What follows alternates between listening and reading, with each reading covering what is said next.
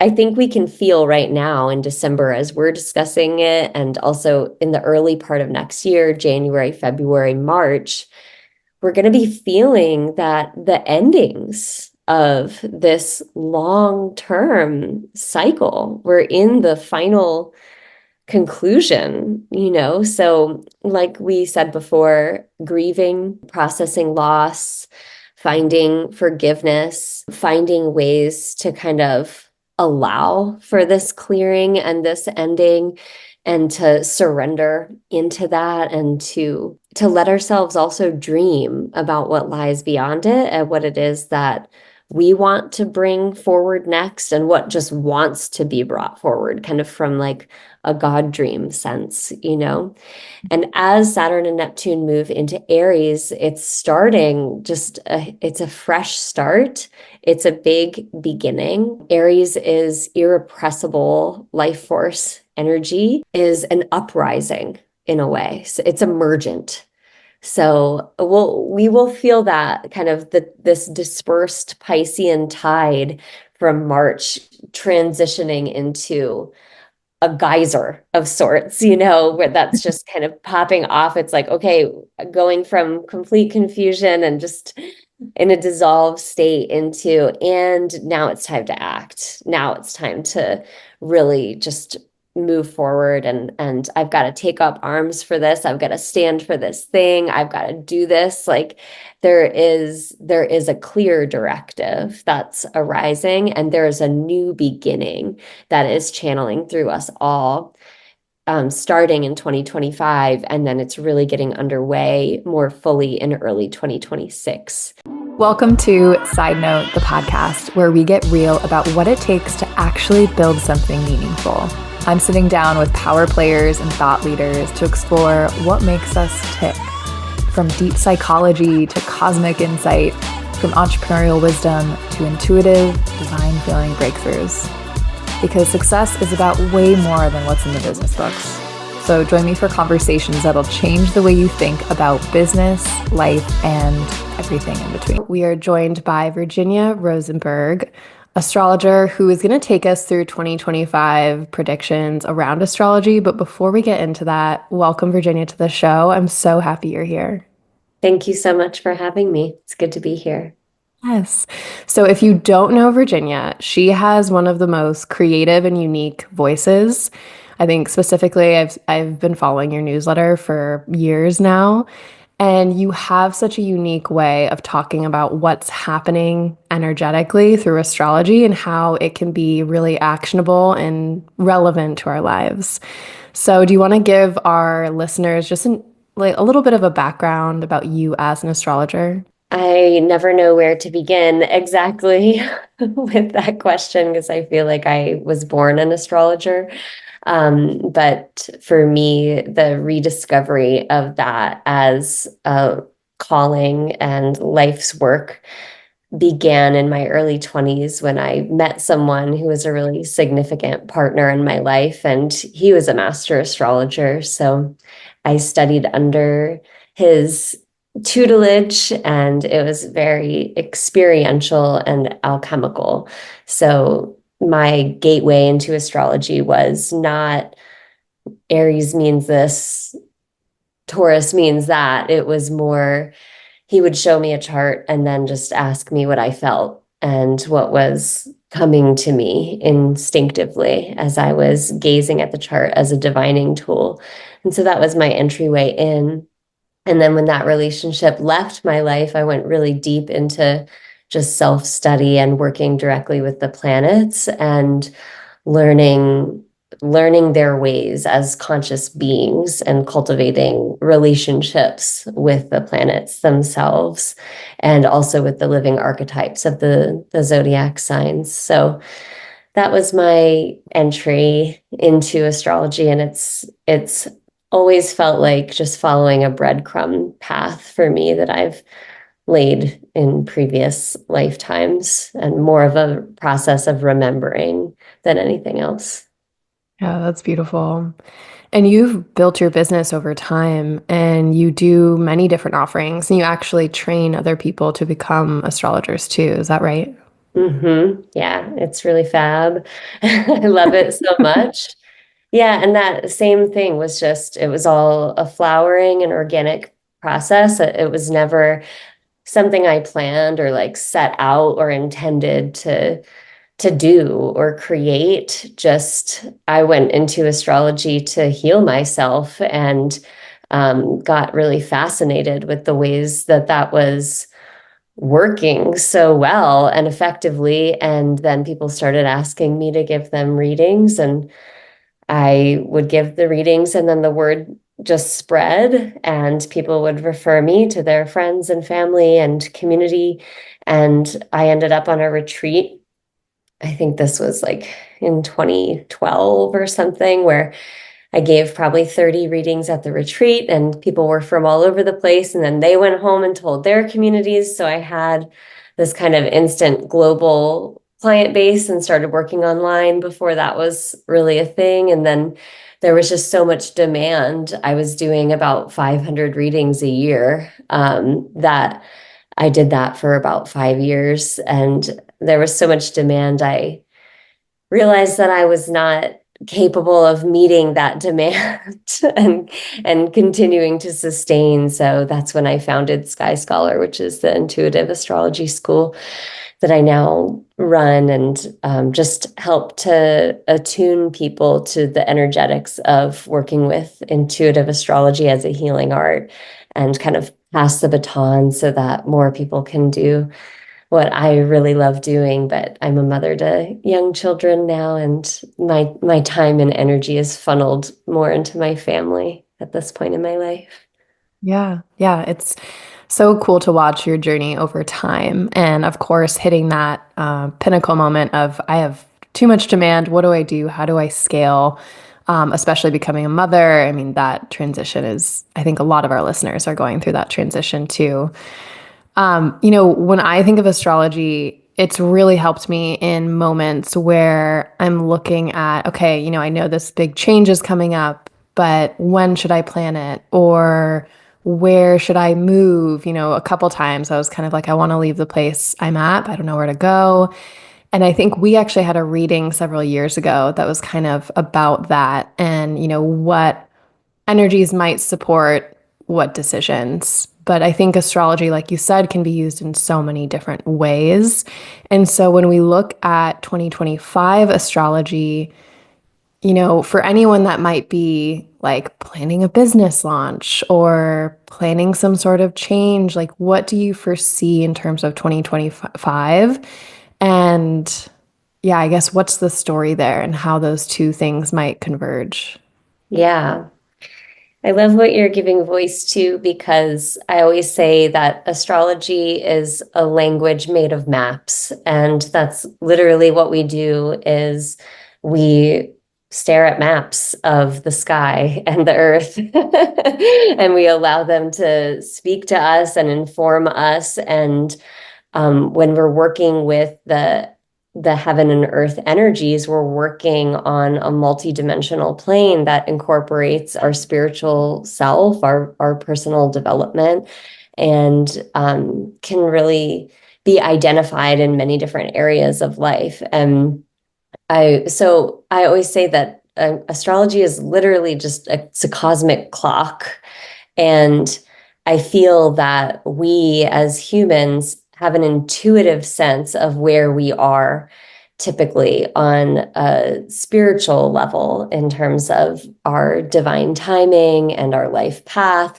But it can be really difficult to discern that when we're living our day to day and we're just kind of caught up in the material realm and all of the demands there, or there's messaging coming from us externally that doesn't fit or doesn't match what's going on internally. And we don't have a culture of appropriate reflection about our soul path and our soul journey. We're not living in a world where that is a very well developed thing, of having cultural receptivity to our spiritual experience of life. So I really feel astrology is a bridge into building a culture that validates and affirms our inner knowing and helps us to grasp that by making choices in divine timing that align with what it is that we feel and know instinctively and intuitively. So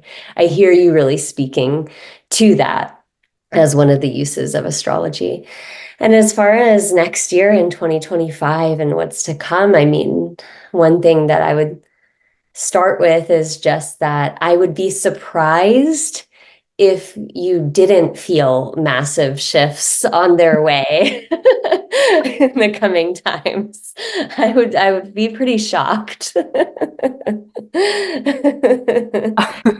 the reason for that is because many changes are happening astrologically next year, and in this very momentous way that is historic. And we're looking at a shift in era. We're looking at what I believe is a shift in dimensional reality. We're on the threshold right now of an entirely new plane or multiple planes of existence that we'll have access to. And it's going to feel like a completely different world, like a completely different life, I think, for all of us collectively.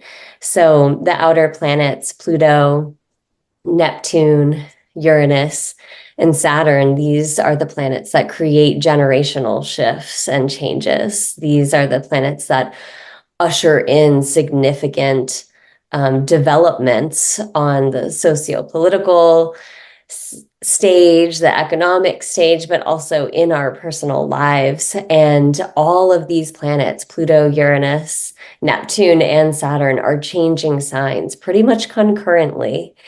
So And yeah. these signs take a long time to change, right? So Yeah, it feels exactly. rare that so many are changing at the same time. It's exceedingly rare that they're changing all at the same time. And even more so, Pluto, Neptune, and Uranus are creating a minor trine configuration. They're essentially harmoniously aspecting each other. It's like they're holding hands as they take us across the threshold into this new reality, and they're cooperating, they're working together. So, this movement of a transition into a dimensional shift of a new era of living and being on the planet Earth is being orchestrated and conducted by these outer planets. And like you said, these are planets that spend a long time in the zodiac signs. So Pluto finally exited Capricorn. Pluto's been in Capricorn since 2008, made a final transition away from Capricorn into Aquarius in November of this year, 2024, and remains in Aquarius until January 2044. So we're entering into 19 years of Pluto in Aquarius. Neptune is at the late degrees of Pisces right now in December 2024, and Neptune is going to be transitioning into Aries in, I believe it's March, March 30th, 2025. And that is beginning a new cycle that lasts until the late 2030s. I don't have the dates right in front of me right now. That's in the forecast. I have a deep dive forecast coming up in December. And Uranus is also transitioning. Uranus has been in Taurus since 2018. Uranus is going to be moving into Gemini in mid 2025, and it'll also remain there into the 2030s. So these long-term outer planet cycles are concluding, and a new long-term phase of outer planet journeys through signs are initiating and just getting started. Okay. And for those that don't know, these different planets represent different, I don't know how you would say it, like realms almost of our experience. So the first one that you mentioned, Pluto changing signs, and it's been in Capricorn for a long time. I am actually Capricorn, so I have felt this tremendously. And it shifting signs for me means that the next, 19 years, however long you said, is going to be a different focus for that energy, so to speak. So I guess for those that might not be as attuned to what Pluto represents or Neptune or Uranus, could you break those three down? Yeah, absolutely. And one thing I want to mention is, since Pluto changed signs from Capricorn into Aquarius, something that we're seeing on the world stage at this very moment is the collapse of governments all over the place. So France had an issue with their government falling apart in the last couple weeks. Germany, a couple weeks prior to that. South Korea is facing a situation with civil war. Mhm. Syria is also facing a collapse of a regime.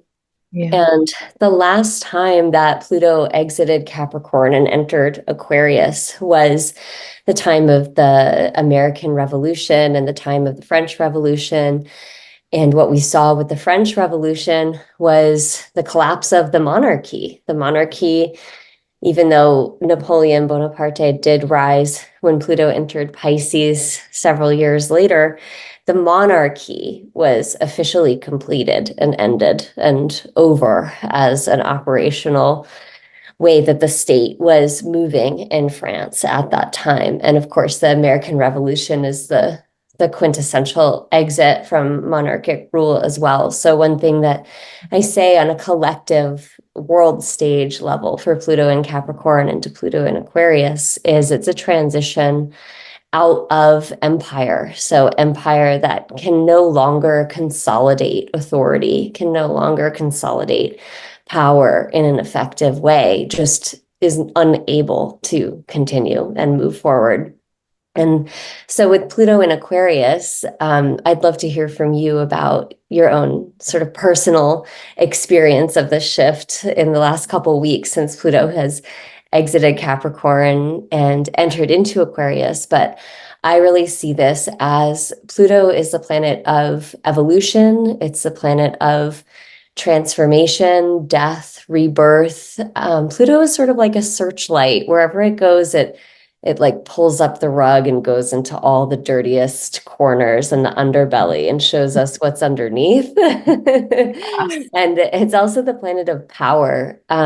So it's showing where power has been corrupted and where there's a potential for power to evolve in the zone of that sign. So as we see from Pluto and Capricorn in 2008 to now, we went from the housing bubble collapse and the global recession as soon as Pluto entered Capricorn in 2008 into when Pluto started to making the move from Capricorn to Aquarius. This time we saw crypto markets beginning to collapse and fluctuate in an extreme way. And that is indicative of Pluto making that transition because we're talking about industrial finance, commercial finance of Capricorn moving into the Aquarian realm of technology, of Mhm. the internet, of innovation.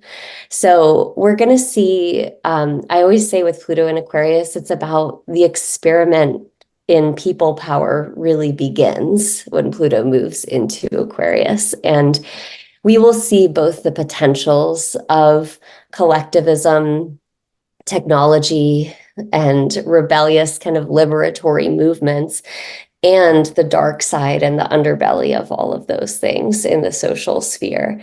And on a Yeah. personal level, if you have planets in Capricorn, you're likely going to feel a relief of pressure that you've been under for quite some time while Pluto was in Capricorn, and maybe a sense of more spaciousness, more potential, an invitation into maybe utilizing your time and life force energy on things that feel like they're your gifts and they're an expression of your authenticity and they're part of your unique makeup and what lights you up, and that is more motivating to you now, and you're no longer willing to just sort of do things because you're supposed to, or because you should, or because the boss wants you to, or what have you. This is more about a transition into living into your truth. Yeah, there's so much to say. I think that last bit there that you said, like that pretty much wraps up my Pluto experience in Capricorn. So yes, from 2008 until this November, I mean, I'm a totally different person. I've moved so many times. I had a whole career in marketing that I then left because I was like, I feel like I'm doing this because I'm supposed to. And, I was really looking at like, what does life look like if I continue this and become a CMO at a company? And it just was like hollow. Like I was like, I don't want that. I do want security. I want to have a family. I want to be able to support them, but that's not my path. And so I took different steps over time, and I took a lot of time, or I was kind of forced to take time and explore other areas of my life that I felt called to, like meditation, coaching, intuitive kind of, yeah, my relationship with my intuition, I should say. I became a Reiki master. I had a Reiki energy healing business. I became kind of a serial entrepreneur. I had 4 different businesses over this time, and now I'm really focused on coaching. And I've come to the point where writing and speaking are my things. Like those are my gifts that I feel drawn to, that I continue to evolve. And that's like my purpose in the world. And then, right now I do find a sense of relief with the change. And I also am looking at, okay, now how do I scale these things that I feel really passionate about? And how do I continue to create stability from them for my future family? And a ton of change. I mean, we also moved into a house. I have been in cities and apartments since like 2010.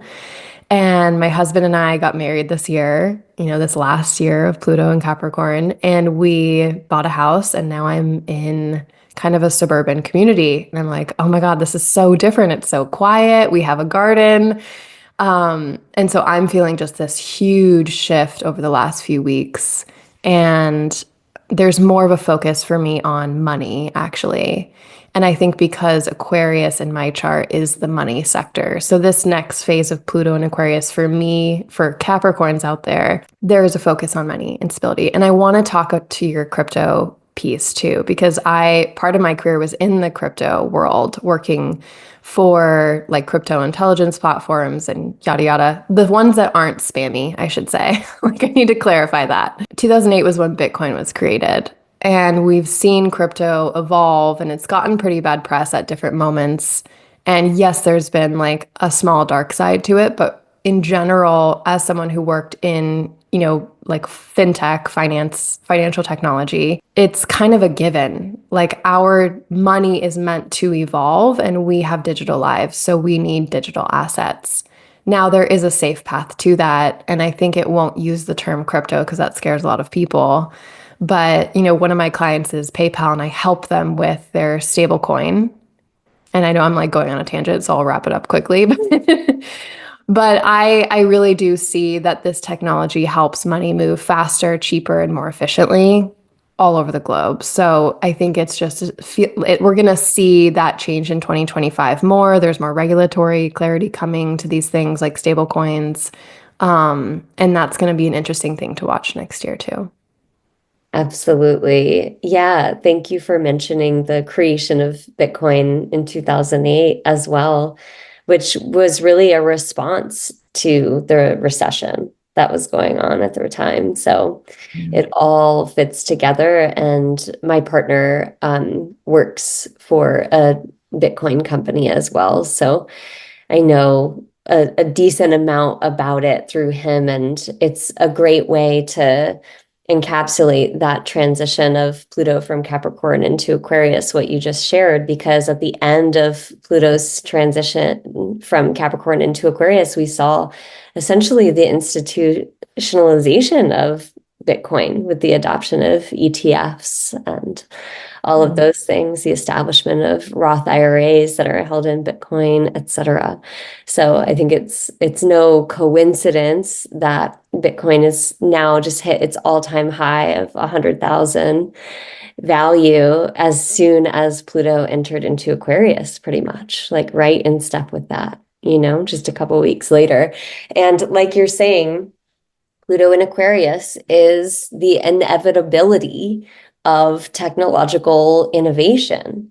And Pluto contains the power, and the evolutionary potential, and it also contains the dark side.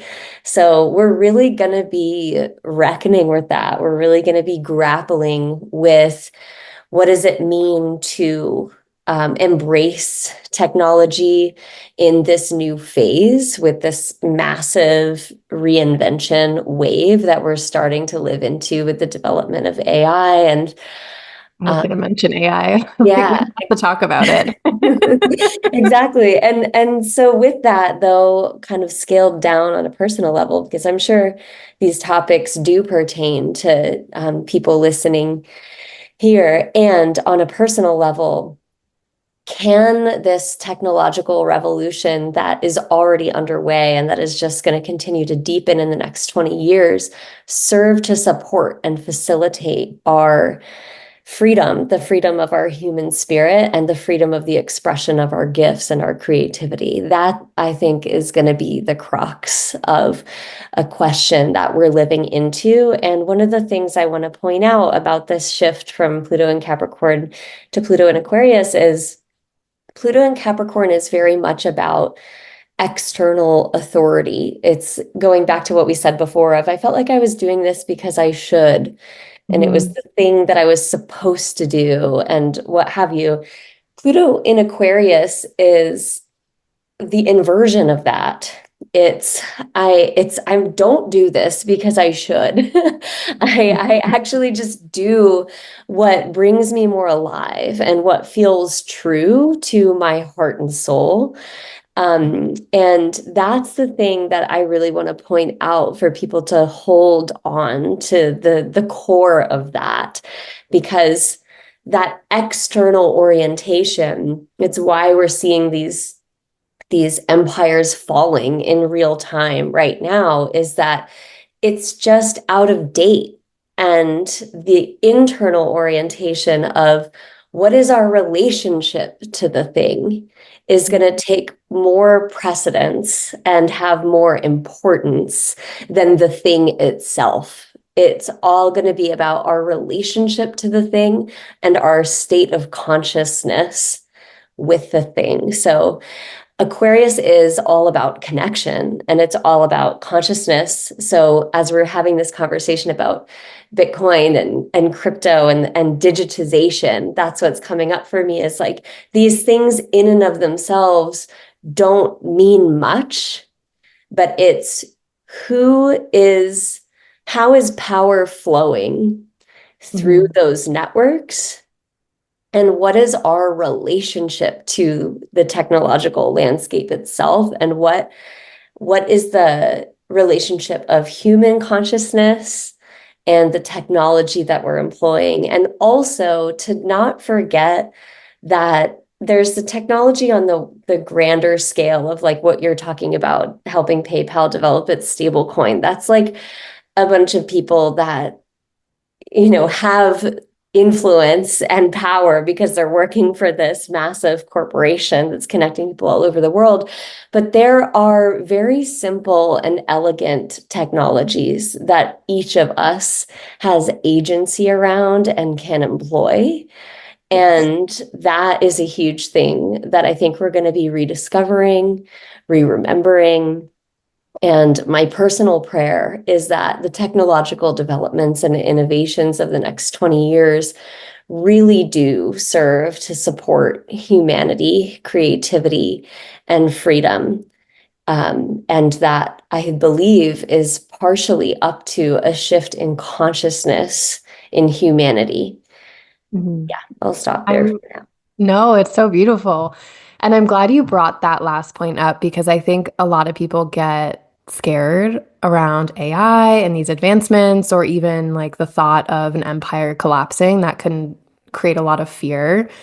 I know a lot of people, who did not support Trump are really afraid for next year and his administration. But coming back to, well, don't forget that we have power. And something I think about often with businesses, even, is like businesses listen to their customers.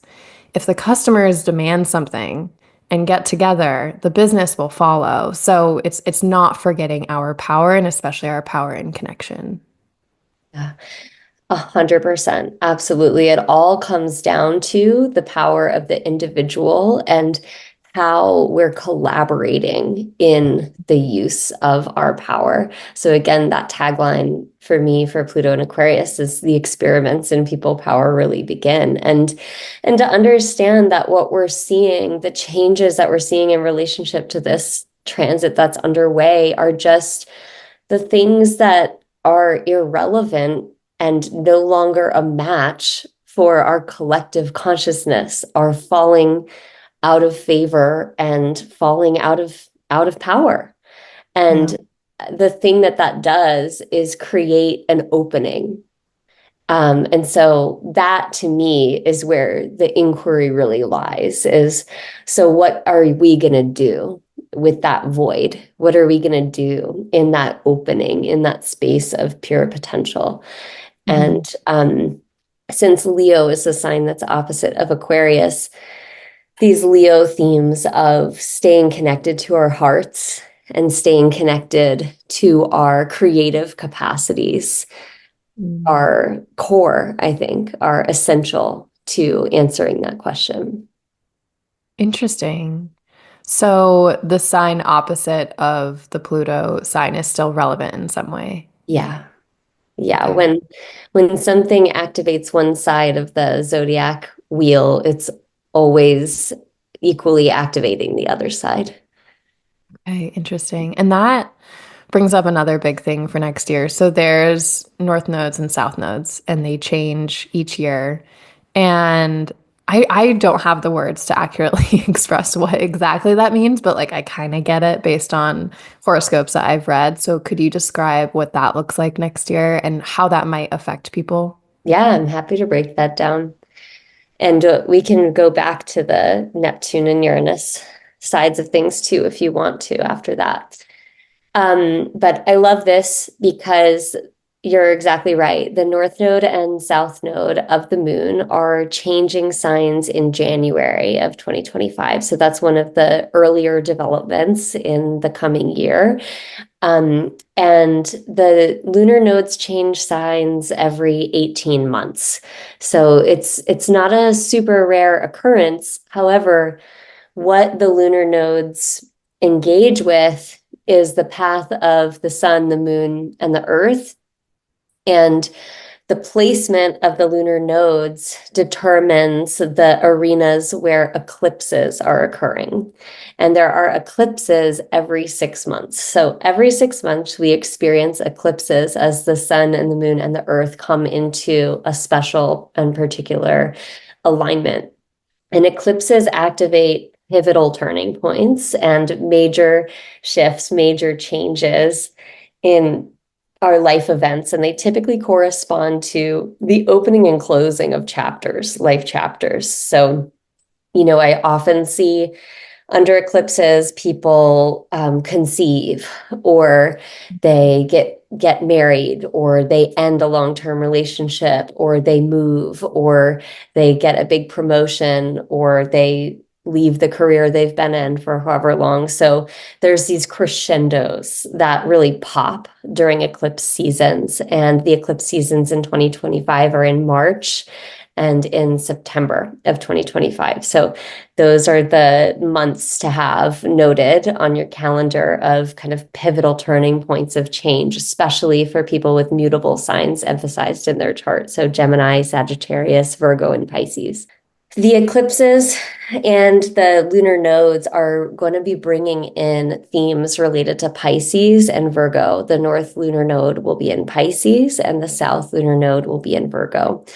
And the North Lunar Node points to something that we are increasing, something that we are developing, something that's growing, and it's sort of north on the arrow or at the point on the arrow or north on the compass. Whereas the South Node is what we want to sort of harvest the wisdom from, but not let it kind of overtake or overrun us in a way. So with the South Node in Virgo, we're talking about decreasing worries, decreasing criticisms, anxieties, Love that. overwork, doing too much, taking on all these little tasks that at the end of the day, they just, add time to your schedule, but they're not moving the needle forward on anything that you're inspired about. You're just getting, when you're like caught in the weeds of your life, like sometimes I look around at my house and I'm like, I want to clean the counter and do the laundry. And I'm like, I could literally just do these chores all day, every day. And I would feel so unhappy, because I just fritter away all my time and energy. There's an endless task list, right? So that's the South Node in Virgo. It's when we get kind of too caught up and like lost in those details, like the devil is in the details in our daily life, Mhm. um, and our work. And then the North Node in Pisces is less about worrying and controlling and fixing and making sure everything is in order. And it's more about realizing that we're not in control and that it's not up to us to fix everything, to solve every problem, to do every task, that there's actually like a higher plan or a divine destiny that if we just open ourselves up and allow and let ourselves be inspired and kind of follow that intuitive flow or maybe a spiritual perception of what it is that we are meant to do, that's where the progress is going to come into play. And that's where things are actually going to fall into place. So a really concrete example that I have for you here is Pisces is a water sign, and the Virgo Pisces axis is all about purification, cleansing, healing. And we actually had a preview of this node transit back in September 2024 when we had an eclipse in Pisces. Oh, And that eclipse in Pisces triggered massive flooding in the region where I live here in Western North Carolina. Pisces rules the ocean, it rules bodies of water and floods. So I think we're going to be seeing more flooding and more immersion going on in the collective this next 18 months with the North Node in Pisces. But coming back to this concrete example, so since the floods, we've had a lot of concerns about our waters, right? Our water supply and yeah. where the floodwaters touched and potential contamination and chemicals and pollutants and all these things. And okay, so the Virgo side of that is, well, what's the exact filtration method that can address these issues and fix these problems? And the Pisces side of that is, and what would happen if we all sat by the river and did a prayer? And made offerings and sent our healing energy and our healing intent to the waters. And I think that we're entering into a time where both of these methods are important. Like the reality is the water was contaminated before the flood. Okay. Mm, yeah. But the flood gave us a reason to increase our awareness about the health and well-being of our waters. And what is our relationship going to be to that? One of those original technologies that Pluto in Aquarius can invite us into is to understand the power of our humanity and our consciousness, that we can literally sit in a circle and imagine the glowing, brilliant health of the waters in our area and send that loving purification and intent into the waters and see a change, a real palpable, concrete, and measurable change. And so I think that that is a metaphor for the dimensional shift that we're being invited to live into, not just next year, but in the years beyond. But next year is a transitional year that's ushering us into that. Yeah, that's fascinating. And I'm drawing so many conclusions in my head, or so many connections, I should say, because I think water has been a topic that's been growing. So next year there's a focus on it. Um, I think also water is related to emotion. We have a lot of change coming next year, but then Pisces is telling us to like surrender a bit and feel into things. So are people going to be feeling a lot of things next year? Like, can we, yeah, I like hope chart. so. Yeah, we need to feel, we need to grieve. We need Yeah. to we need to shed tears. Pisces is about grief, it's about loss, it's about release. It's things get washed away, things get cleared, and allowing ourselves to process that is core to the other Pisces themes that have to do with finding forgiveness, experiencing compassion, experiencing transcendent states of unconditional love. I mean, what we saw in my area where the floods are is just the people were like God's helpers, you know. There was not a reliance on a Pluto and Capricorn authoritative government agency coming in to help set things right again. That's not the way that things were playing out. What was playing out was people were showing up to help and support each other. Mm. And in the most beautiful way of just open-heartedness, sacrifice, offering themselves devotedly. You know, some people have been here the last several months, like losing out on their normal income or what have you, the daily rhythm that they're accustomed to, just to make sure that people have homes, that people are fed, that others are being taken care of. And I think that the North Node in Pisces, not only does it point us in the direction of our inspiration and our spiritual calling and increase this ability to feel, but I think it also is a heart opening experience of we can be divine agents, actually. Like we can be the ones that come to the rescue, in a sense. And that is elaborated by some other transits that are occurring next year as well. Yeah, it's beautiful. I'm feeling very inspired. I'm curious too, I think to kind of come towards the end of our narrative together, I think the two big things that I hear a lot about are, well, what's going to happen with the economy and then US politics? How is that going to create change next year? Do you have any immediate thoughts on those two? The economy and US politics. I'm like, you know, everything is just a wild card at this particular moment in terms of how it will play out. Like there's different signifiers. I mean, I I think and feel that the US government is not the only government attempting this, but I think we're going to see a big push towards technocracy. So, in other words, the attempt of government to be run by algorithms and computer programs. And we already see this, like we go to the airport and what's happening when we're at the airport? We just are involuntarily getting our picture taken left and right by surveillance machines that have a digital record of everything that we're engaged in. You know? Yeah, so this is already, it's not a surprise. It shouldn't, we see people paying with their hands at the Whole Foods checkout, you know? There's this Right.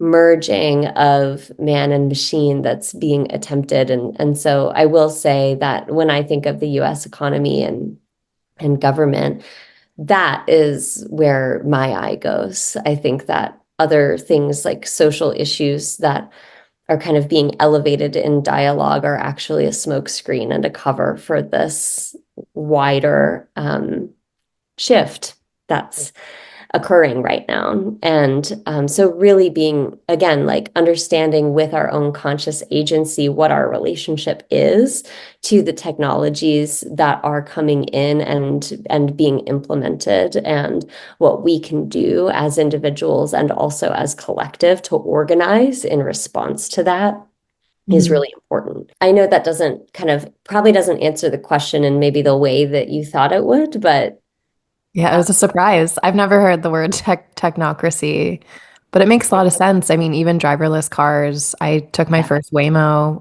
a couple months ago, and it was really fun. It did actually feel safer than putting my life in the hands of a random driver because I've had good and not so good experiences. But it did make me think on the grand scheme, if this grows, are we going to forget how to drive? Are we going to give up our power to drive? And yeah, like you were saying before, it's like there are really amazing things that can happen with technology, but then we also have to look at, okay, what are some other consequences? And I think social media is another one of those, right? huge. Yeah. Yeah, Yeah, huge. it's like there's both sides. Yeah, and I mean, we're already in a time where scam artists have recordings of everyone's voices and can call your relative and play your voice and say a message that you've never said and kind of replicate your identity. And we're going to be seeing more of that with Uranus entering into Gemini and with Neptune moving into Aries. There's really all of these planetary shifts are bringing in massive kind of existential questions about what it means to be human, what it means to navigate the tension between the individual and the collective. That's going to be a huge one. And we're going to see that politically. We're going to see that economically and geopolitically kind of, is it more valuable and beneficial to be decentralized or to move into unison or form a united front?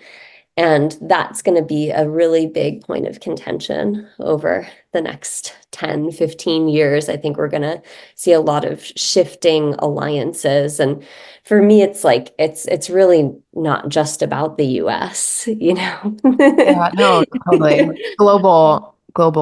These are global shifts. This is a time that it does invite us to be aware and to participate in as much as we're able, wherever we do have agency, and to try to be really clear about what we do have agency over and what we don't. That's part of that Pisces North Node, just trusting the divine, and allowing and surrendering to what is, and really knowing what's yours to do and what's not yours to do, what's yours to track and what's not yours to track, and being very clean and clear in your own energy around that.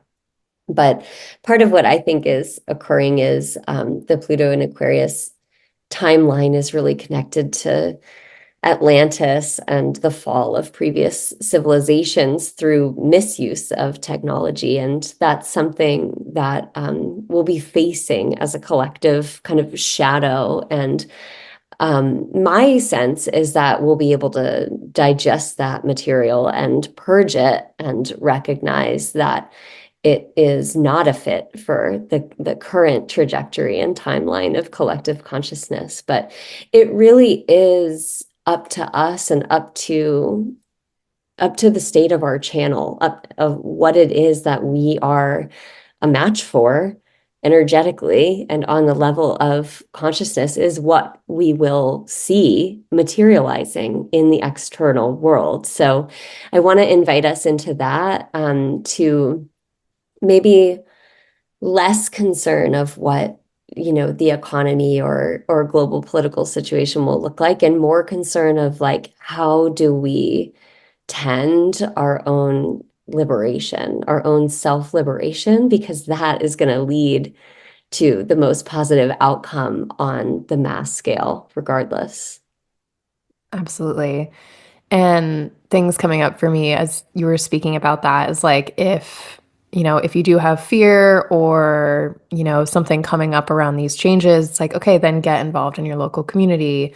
express yourself in, certain appropriate ways. There's so much that we can do, and that self-liberation piece is key. Yeah, it's like it's not happening to us, right? Like that's part of what the shift is, I believe, in this. Like we're transitioning from a material paradigm into a paradigm of consciousness. And so in that, like each of us is the channel through which life moves. So it's really just about our orientation to our own creative energy that defines what exists ultimately. Yeah, yeah, definitely. I wanted to touch on one last thing before we close, because we got you mentioned Uranus, and I think Uranus to me as an outsider who's more of a beginner intermediate astrology person, Uranus is scary because it's like the planet of surprise. And I'm a Capricorn, so I don't like surprises unless it's a like surprise birthday party. But can you speak a little bit to that next year? Yeah, that's so funny. I love Uranus. So Saturn, so we understand the planets through their relationship to each other. Okay. So Saturn rules Capricorn, and Saturn is a planet of rules and timelines and limits and restrictions and responsibility, and it's predictable and it's like the containment. That's what Saturn is about. And then Uranus is the next planet in succession. And so Uranus is whatever is not that.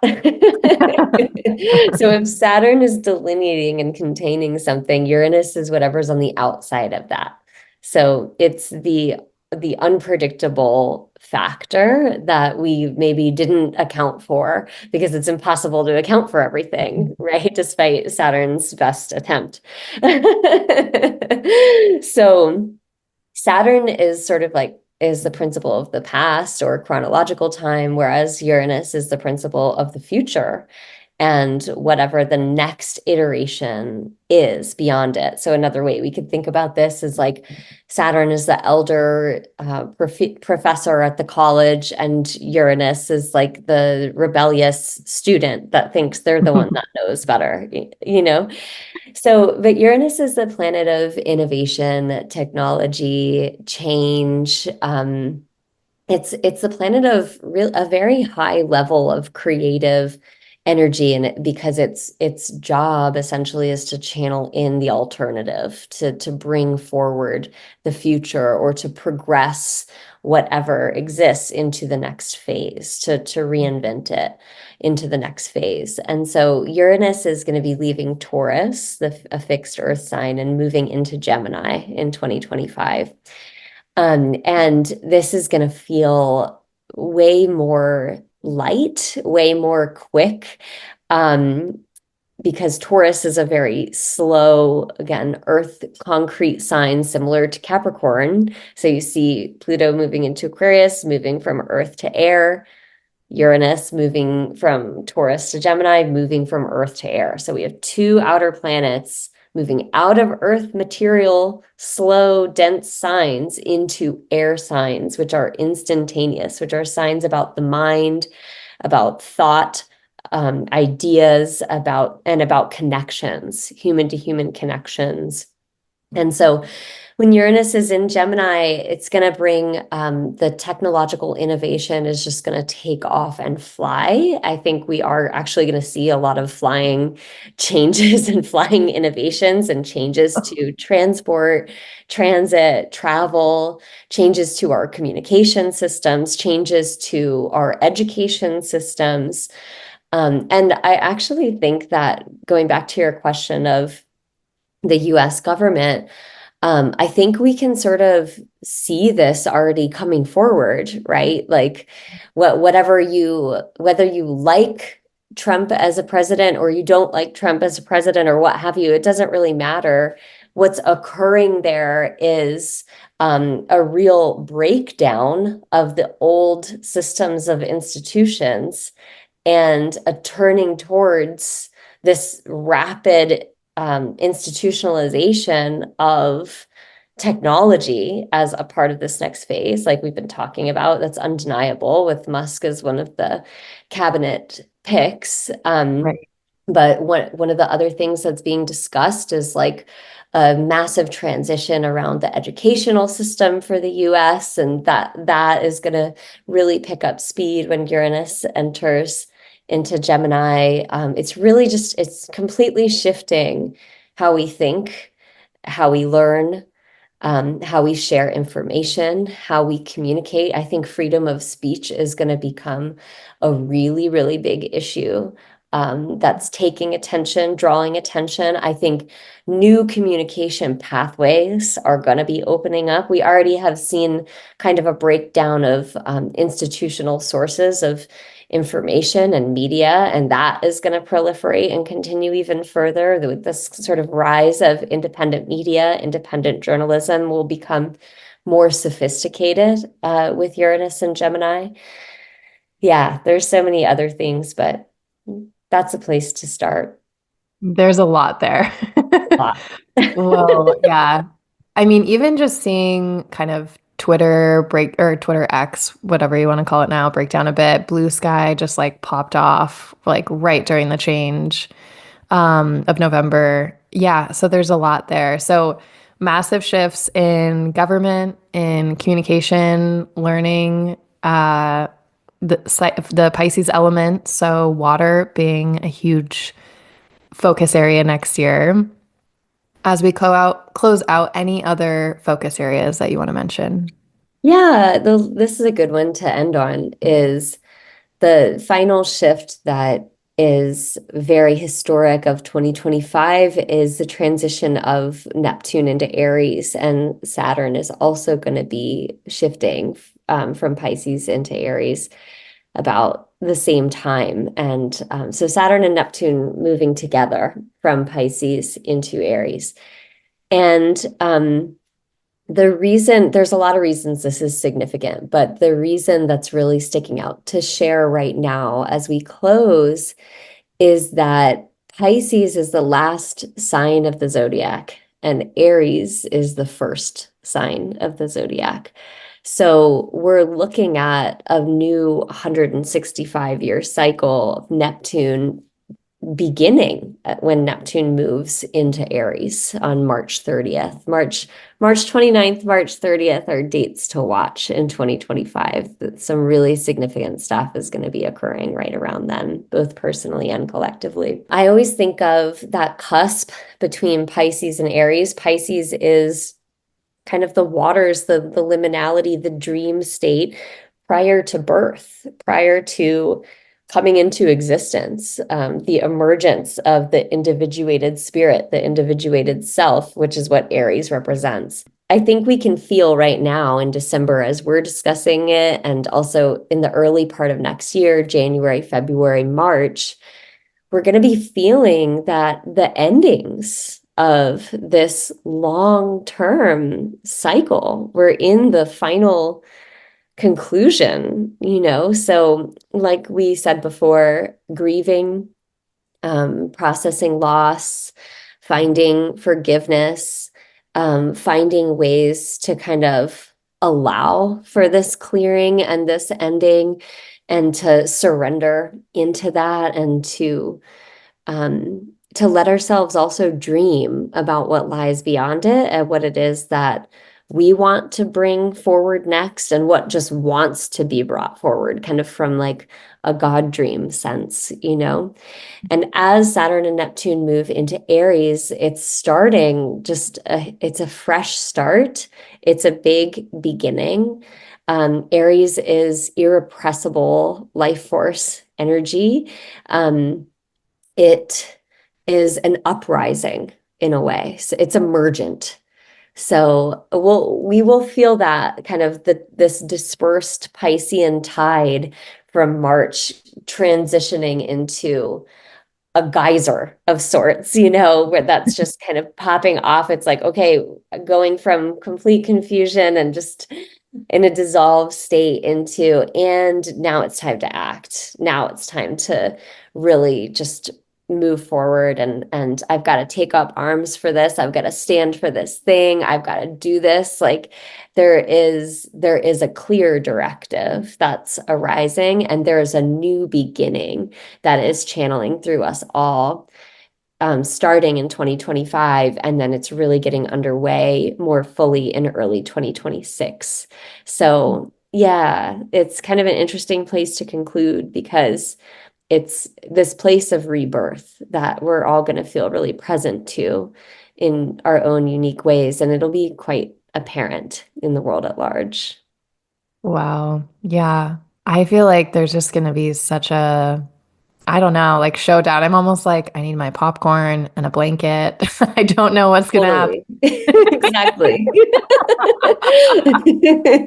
Ooh. Oh, yeah. Well, I love ending on that note because I also have Aries moon, so I like feel it in my emotions, and Aries very much is that geyser energy. It's like, okay, no more. This is what I feel. I'm gonna express myself. I'm gonna act. I'm gonna do. So it's very, yeah, inspiring. And I think that's a great place to wrap up our conversation about 2025 astrology. Virginia, thank you so much for all of this, for sharing your gifts in real time by speaking and sharing all of this helpful information for our listeners.